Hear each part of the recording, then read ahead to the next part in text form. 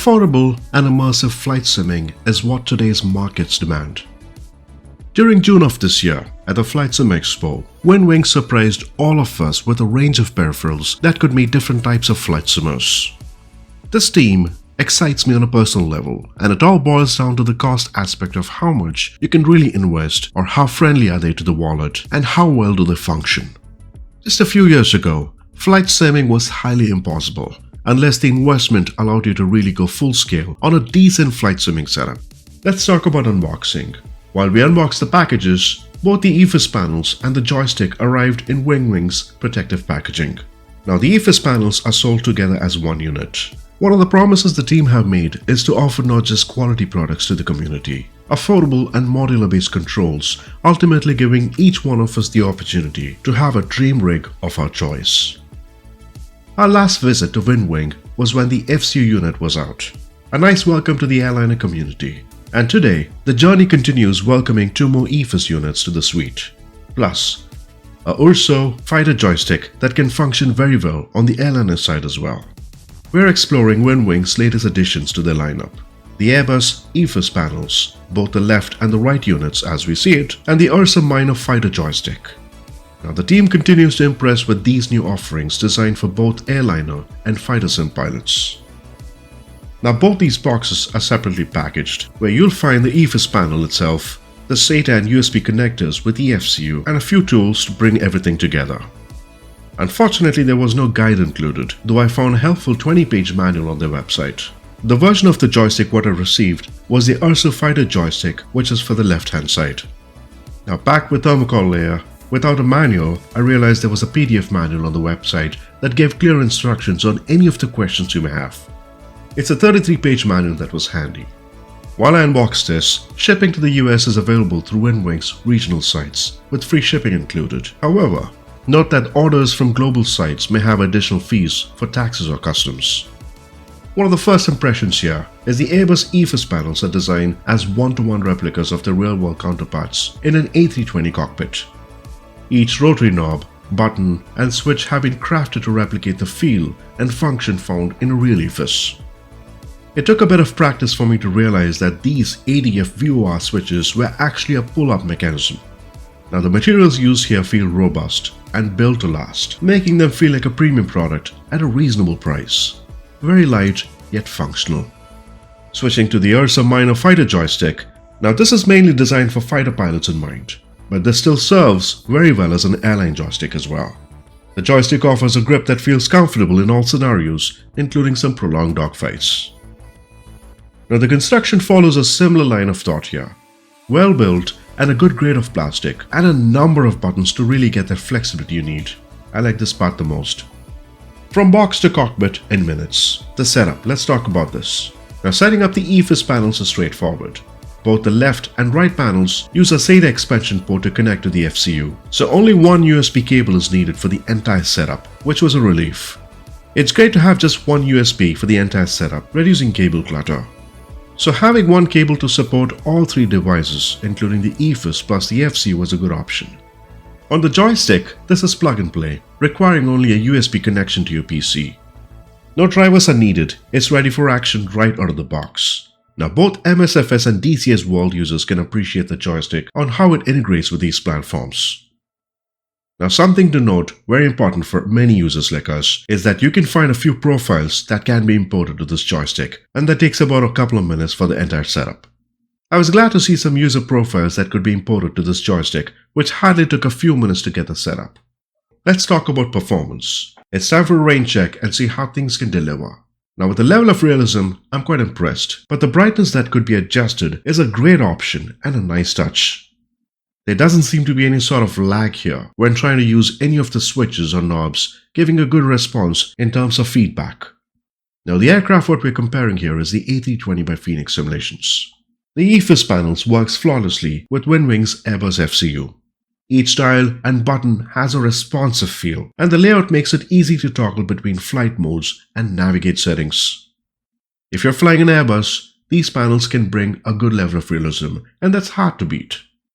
Looking at the joystick here, they do have good movements, precise and ergonomic design, making it good for both tactical maneuvers and relaxed control during longer flights.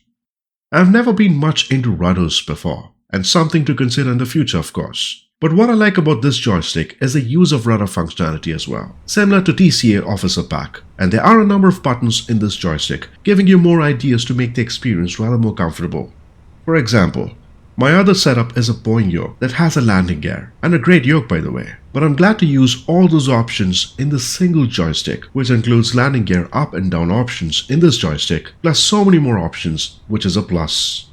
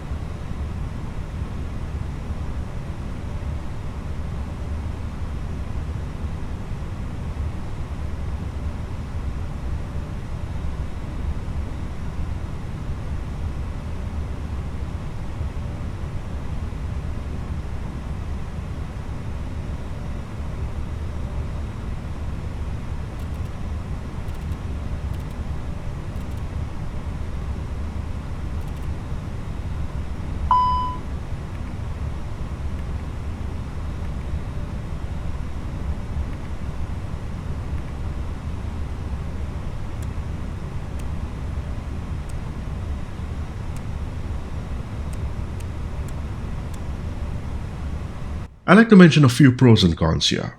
On the pros, high quality design, no doubt about it. Both the EFIS panels and the fighter joystick replicate real aircraft controls. Affordable pricing. This is the best part for me. The fighter joystick is sold at $116 that comes in two different variants for both left and right joysticks. The setup was easy, yes, with SATA connectivity for the panels, and fixing them took just a couple of minutes, and plug and play for the joystick. Free shipping on regional sites for added convenience. These are the pros I found.